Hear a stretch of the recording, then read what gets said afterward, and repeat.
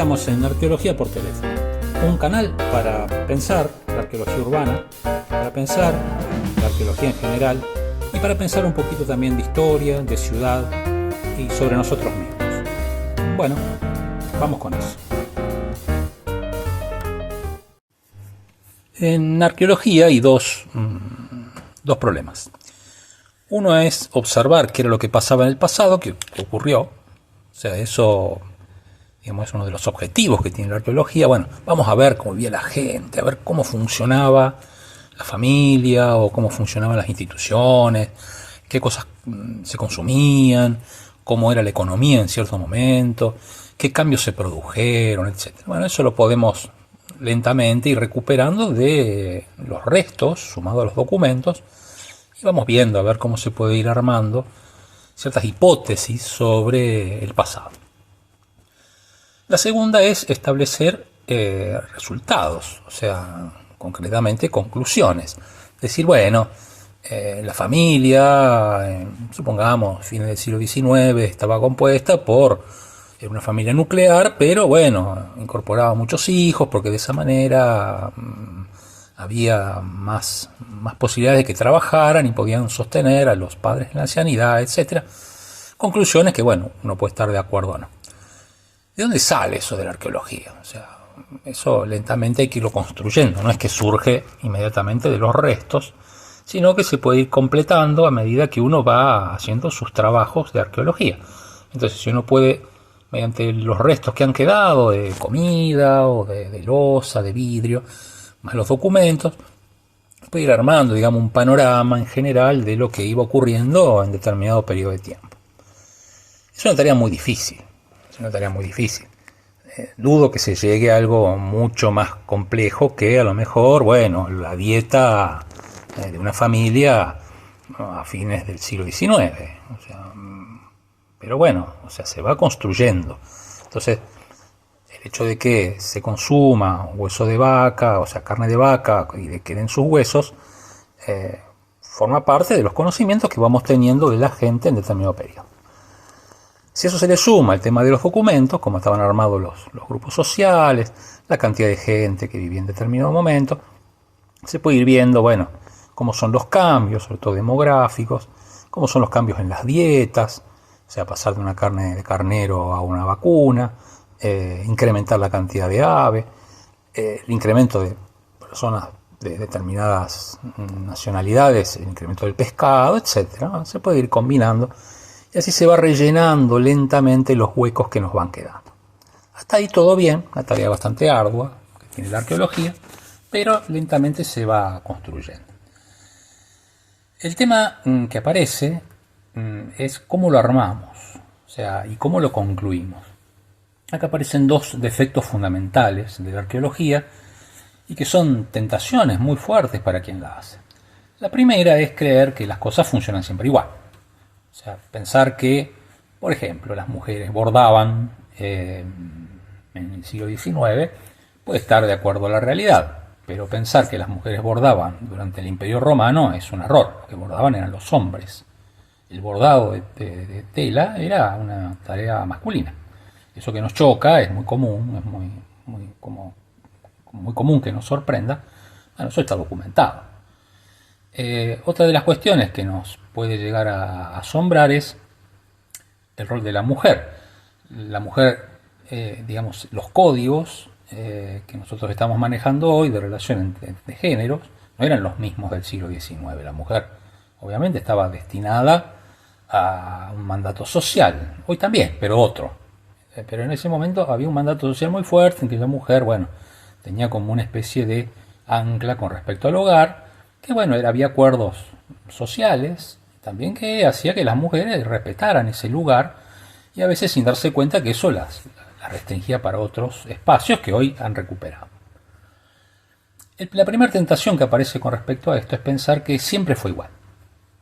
Un poco jocosamente con algunos amigos arqueólogos y arqueólogos denominamos esto al síndrome de los picapiedras, en función de esto del dibujito animado de Flintstones o los picapiedras, en los cuales es lo mismo que en la época en que se dibujaron, pero trasladados a la edad de piedra. Entonces, un auto de piedra, un tocadisco de piedra, la heladera era un trozo de roca que enfriaba, etcétera. Entonces, como que lo que ocurre hoy se traslada automáticamente al pasado cambiando las materialidades. Esto evidentemente es una falacia. Si yo pienso que lo que hoy como un mediodía es lo mismo que lo que se come al mediodía en 1870, y es un error. Habrá contactos, obviamente, los materiales no pueden variar mucho. O sea, la carne, sí, bueno, pero ¿qué tenemos? Vacuno, ovino, pollo, pescado. Algo de ave que no sea pollo, o sea, algún ave. Y para de contar, o sea, no hay mucho más, no hay mucho más. ¿Dónde comemos? Y sí, en un plato. ¿Ese plato de qué va a ser? Y probablemente sea cerámico, pero podemos tener un plato que sea de vidrio hoy o de metal. Pero en general se come arriba de una mesa con platos. O sea, eso no hay tanto problema, pero en cuestiones más sutiles sí. Cuestiones más sutiles sí. El trabajo de las personas ha variado mucho. O sea, obviamente no había trabajos en electrónica, ni en trabajos de construcción con hormigón armado, ni trabajos de metalurgia de alta tecnología. Era otro tipo de trabajo el que había.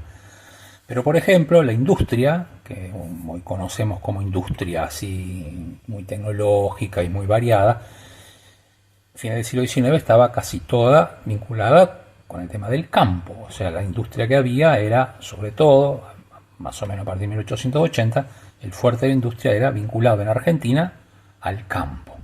En otros lugares era distinto, era dedicado a la minería o dedicado a la extracción de ciertos productos como la caña de azúcar. Pero en general eso, digamos, estaba muy condicionado por la estructura económica. Por lo tanto, esa hegemonía hegemónica, esa economía fuerte que organizaba el país, decidía cómo debía ser la industria. Y en general era la apoyatura, aún, sobre todo en Latinoamérica, a un proceso extractivista.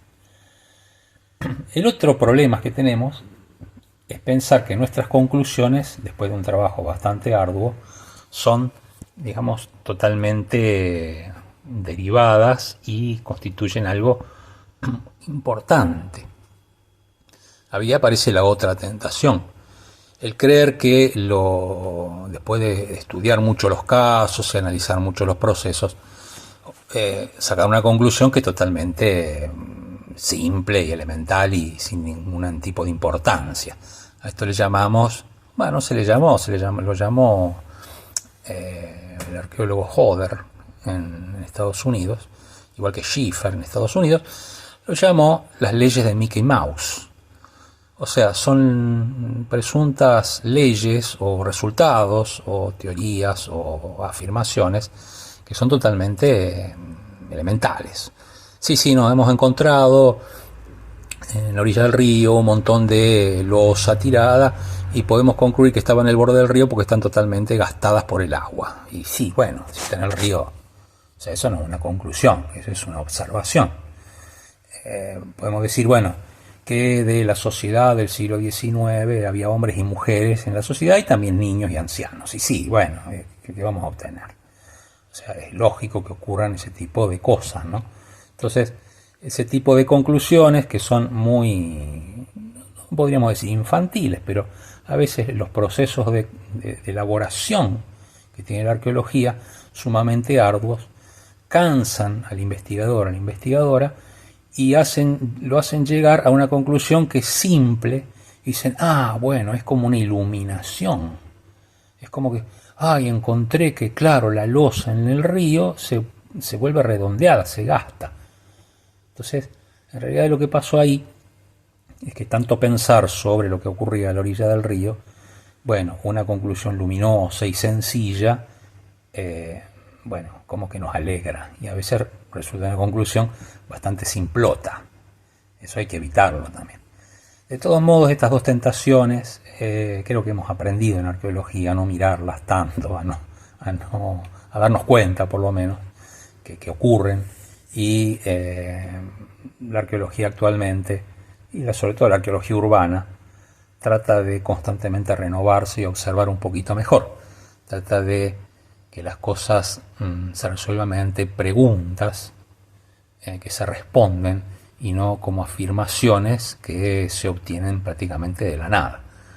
En eso creo que hemos avanzado bastante y sobre todo trata de eludir también la respuesta sencilla, la respuesta elemental, o sea, eludir un poco un sentido común que a veces es un poco engañoso.